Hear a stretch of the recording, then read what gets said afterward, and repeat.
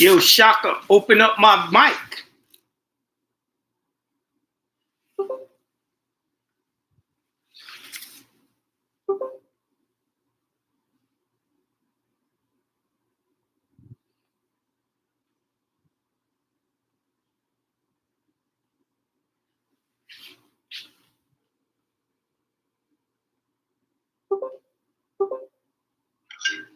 You keep on doing it, man. You shutting my mic off. No, but you came out and came back in. No, I didn't. No, I didn't. I was in. I never came back out and came back in. Oh, so it didn't set you up. No. Good. All right. I got you.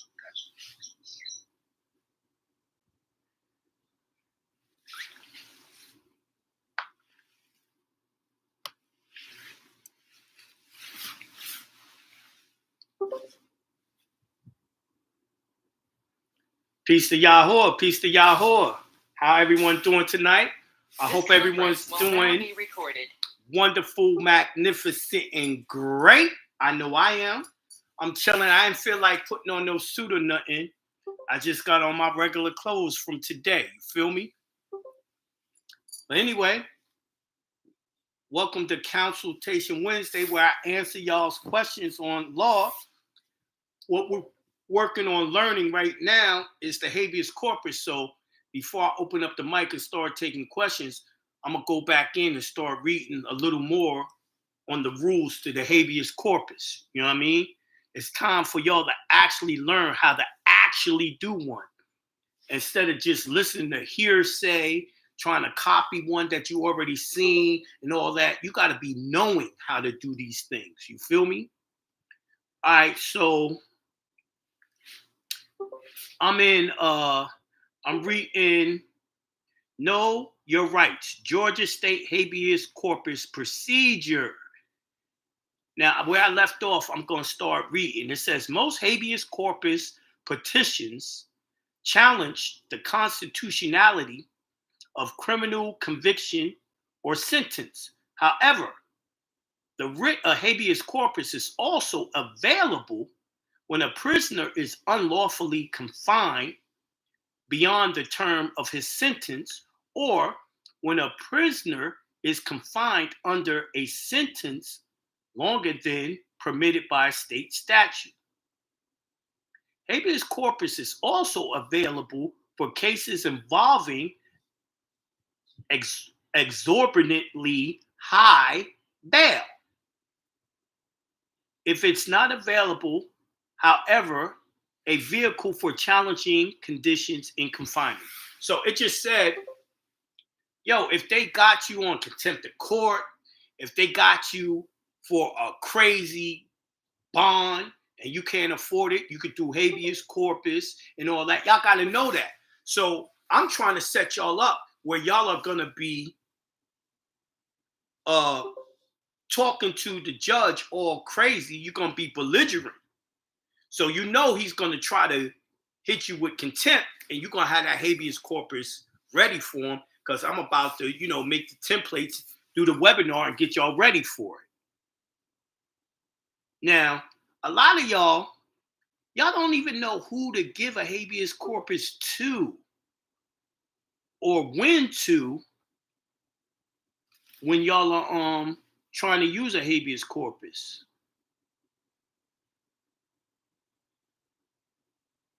Now, I had to skip all the way down to where I was reading because I'm looking at, they actually have forms to actually do a habeas corpus.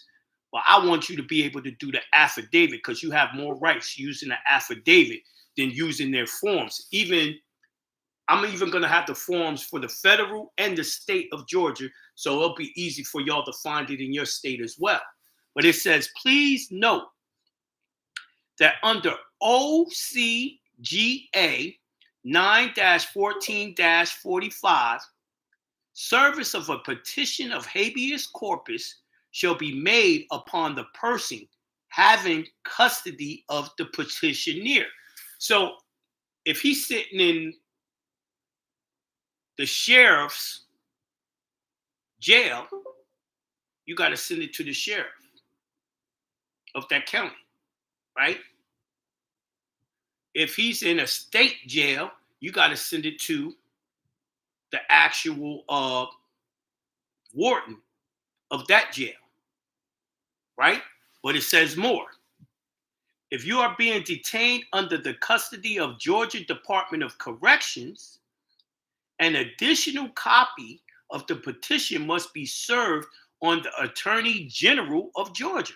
So now you got to send it to the warden of the jail, and the Attorney General here in Georgia, right? You got to send it to either the sheriff of that county where that jail is and the Attorney General. It goes on. If you're being detained under the custody of some authority other than the Georgia Department of Corrections, an additional copy of the petition must be served upon the district attorney of the county in which the petition is filed. So now it's telling you also the district attorney. So I'm going to tell y'all straight up, if I was doing the habeas corpus, I'm sending it to the warden of that jail. I'm sending it to the Georgia Department of Corrections. I'm sending it to the Attorney General of Georgia, and I'm sending it to the district attorney just to make sure I hit all the correct people. You know what I mean? That's only 3 copies so far. Let's read on. And of course, you're going to put it inside the case with the clerk of court. But let's read on. An additional copy of the petition must be served upon the district attorney of the county in which the petition is filed. Service upon the Attorney General or the district attorney may be had by mailing a copy of the petition and the proper certificate of service. So you got to send a certificate of service with everything you do. At least that's how I teach y'all. And do it as a proper affidavit. But that's who it has to go to. Now, tell the truth, y'all. How many of y'all knew you had to send it to 3 different places plus the clerk of court? Y'all were just trying to send it to the clerk of court, didn't you? Maybe you tried to send it to the judge that was on the case as well, but y'all didn't know y'all had to send it to all these people. So how was it going to work if you didn't send it to all these people? How about the people that's already in jail and they try to do their own habeas corpus? They didn't know. They didn't send it to these people. This is why I tell you, you got to know the law. You got to know the law. So when I do this webinar on this habeas corpus, y'all going to have all the information and a template to go by. Plus, you're going to have the forms to fill out if you're trying to be lazy and just use their forms. I don't suggest you do it. You can use both, but I don't suggest you just use their forms alone. But you really going to know what you're doing if you follow my teachings on this subject, right? Because I want y'all to be right and exact. You know, the good thing about their forms is kind of like less is more. You won't, but even their forms, it's 1 page, 2 page, 3 page, 4, 5, 6. Yo, it's 7 pages, maybe 8. Now, if you do your own petition, your own affidavit for the petitioner, your shit ain't gonna be that long. And even though it's 8 pages, it ain't got that much on each page. They just got it spaced out like that. You know what I mean? But it says application for writ of habeas corpus. Part 1, background information on your conviction. Name the county court which entered the judgment and conviction under attack. The date of the conviction. Number 3, the length of the sentence. Number 4, were you sentenced on more than 1 count of an indictment or on more than 1 indictment in the same court at the same time? Yes or no? Number 5, name of offenses, list all counts. Number 6, what was your plea?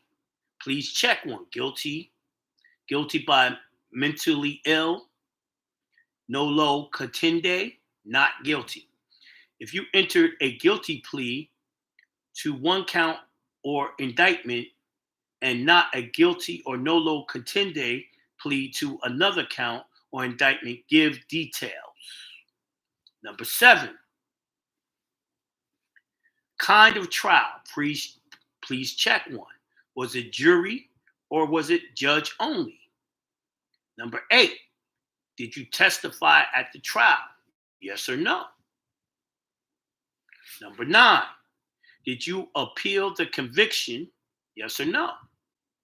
Now, you almost limited if you pleaded out and you said guilty, because they're going to be looking at you like, yo, why are you trying to do a habeas corpus and you said you was guilty? You would have to take it back to the beginning. I was talking to someone today. It was a consultation. And I told them, yo, you pleaded. Now, what you would have to do is try to amend your plea. And also, you're going to take it back to the very beginning and say, yo, it wasn't supposed to be a case because they never had a proper warrant and affidavit from the beginning to even pull you over, to even come to your house and get you or whatever. You know what I mean? I teach you how to get around that, even if you plead. But number 10, if you did appeal, answer the following. Name of the appellate court in which you appealed, the results of the appeal, the date of the results. Number 11, other than direct appeal from judgment and conviction and sentence, have you previously filed any petition, applications, or motions with respects to this conviction in any state or federal court? Yes or no? They want to know, they want to see your paperwork. They want to see if they overlooked your motions where you were saying this violates my rights to the Constitution. You fucking with me. The very first paperwork you put in was what? A writ of discovery where you told them what your rights protected by the Constitution was. See what I'm saying? I was in the build yesterday. Someone had asked me, well, Jonah, if you're saying all the courts, especially magistrates courts in your state and county is fake courts, which they are. They're administrative courts. They're fake courts. How do we get to the real court? I said, yo, the only way you get to a real court is an appeal, a writ of certiorari, a habeas corpus, or Rule 60. That's it. Any other time you're in a fake court with a fake judge and a fake stenographer, the clerk is sitting there looking like she typing notes. No, she not. That's not a court of record. If it's not a court of record, it ain't no real court. You are in a corporate meeting disguised as a court, and they can lie to you. They can connive you. They can set you up. There's no record of them doing any of that. And that's what they're going to do. They will tell you they don't have to answer discovery. They don't have to answer your admissions. They will lie to your face. They will say, yo, we denied your discovery. Y'all already know you can't not answer an affidavit. If you do, you're under laches and you lose. You have to answer or you lose automatically. Default summary judgment. But they will lie to you and tell you that. They'll say, oh, we're going to take you to trial. And they'll take you into another room, which ain't a courtroom. And they will have people that work for them act like they are your jury, and it's not a jury. They're doing all acting, lying to you. The whole setup is one elaborate lie to make money off of you. They're going to make money off of your fines and all that, plus the security they made you do and sell it on the stock market. Yeah, it's all fake. A corporate meeting to make money. And they're not just going to let you win because your case is worth millions. Hell, if your ass was on the other side, you wouldn't let people win either. You would lie, cheat, and steal to get millions. You don't have to answer it. I know you would. I wouldn't. But the majority of y'all would. Y'all don't give a fuck about no one but yourselves. Just keeping it 100. But they're gonna act like they don't have to listen to the Constitution. Why? Because they're not a court. They're not real judges. That's why they can lie and say, we don't have to follow the Constitution. We don't have to follow this law. We don't have to follow that law. They're lying because you're not in a real court. This is why the first thing this shit said was, it's looking for the constitutionality that they broke in your case. That's what real courts do. They only want, and one concern is if your rights protected by the Constitution was violated. And 100% of the court cases, they are, until you take them up to the real courts, the higher courts. It is what it is, man. A lot of y'all don't know that. A lot of people that's teaching y'all ain't teaching y'all that. They be like, yo, I did it just the way you said, Jonah, in court. It didn't work. It worked. They're trying to trick you. They're trying to lie to you. I tell y'all, Google a PDF called Tricks and Traps of Court. I tell y'all to Google a PDF called The Treatise on False Arrest. 99% of the time, y'all are being arrested under false arrest, and they will use those same tricks and traps of court against you. But you ain't studied it to know what they're going to do ahead of time. Y'all be listening to my show, and I tell y'all, but y'all don't really be listening. Y'all don't hear me, though. You're not in a real court.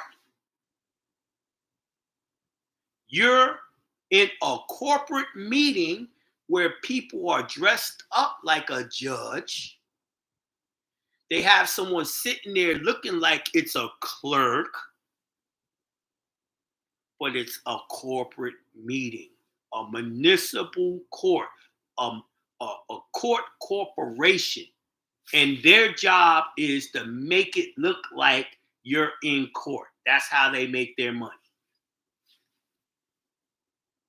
It is what it is. So far, I gave you the questions that was on just 2 of the of their worksheets to fill out their applications for writ of habeas corpus. And one thing that I like about the application, you know, some of the things you have to cover inside your own habeas corpus if you're going to write your affidavit. Me, myself, if I was doing a habeas corpus, I would fill it out plus give my own affidavit with points of authority or Supreme Court cases that backs up what I'm saying. You see what I'm saying? That's why I'm taking my time to break it down to y'all, to tell y'all how intense this is. I've seen habeas corpus that people try to do. They didn't even go through none of the stuff I just named in the 2 pages of the application. Y'all don't know what y'all doing. It is what it is. It says, this is, hold on, number 12. No, let me see if I did number 11. Other than direct appeal from a judgment or a conviction of sentence, have you previously filed any petitions, applications, or motions with respects to this conviction in any state or federal court? Yes or no? Number 12, if you answered to 11 was yes, give the following information. If more than 3 petitions, please use separate sheets of paper and use the same format to list them. A, name of the court and the case number. What kind of case or action was this? All grounds raised, attach extra sheet of paper if necessary. Did a judge hear the case? Yes or no? Did a witness testify? Yes or no? Name of judge. Results. Date of results. Y'all ain't been answering none of that shit in y'all's habeas corpus y'all have me look over. Like I said, y'all don't know what y'all doing. Okay, B. As to any second petition, application, or motion, give the same information, name of court and case number. What kind of case or action was this? All grounds raised, attach extra sheet of paper if necessary. Did a judge hear the case? Yes or no? Did a witness testify? Yes or no? Name of judge. The results. The date of the results. C. As to the third petition, application, or motion, give the same information. What kind of case was it? All the grounds raised, attach an extra sheet of paper if necessary. Did a judge hear the case? Yes or no? Did a witness testify? Yes or no? Name of judge. The results of the case. The date of the result of the case. Did you appeal to the Georgia Supreme Court or the Georgia Court of Appeals from the results taken on any petition, application, or motion listed above? Now notice what it said. Damn, you can appeal a motion if they try to deny your motion. Like the motion for the writ of discovery, and they denied it. You know, you can appeal it up to the real court without even finishing that case. Did y'all just peep that it said that? Let me read it again. Maybe y'all didn't comprehend what it said. If not, if you did not appeal from the denial or of relief from any petition, application, or motion, explain. See, so did you appeal to the Georgia Supreme Court or Georgia Court of Appeals from the results taken on any petition, application, or motion listed above? So you can appeal a decision of a motion without the case being over. Reading is a hell of a thing, man. Reading and comprehension, you learn all types of shit. I did not know you can appeal motion hearings. So what it's saying is that any time, if you know what you're doing, you can take it to a real court. We haven't known that, so we haven't done it. Reading's a hell of a thing. All right, let me go on. First petition, application, or motion. No, yes or no. Second petition, application, or motion. Yes or no. Third petition, application, or motion. Yes or no. So they want to know, did you ever try to take any of your motions up to the Supreme Court to get a real answer by a real court? So now, shit, I got to figure out how to get y'all to be able to move y'all's motions to the higher court.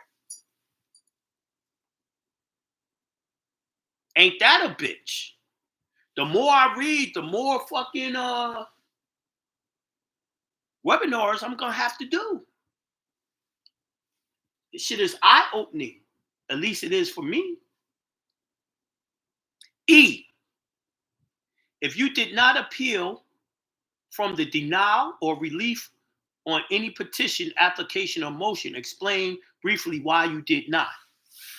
You would have to answer, I didn't know I could. So you can appeal a motion, you can appeal a petition, you can appeal your relief on any judgment, which is called the Rule 60.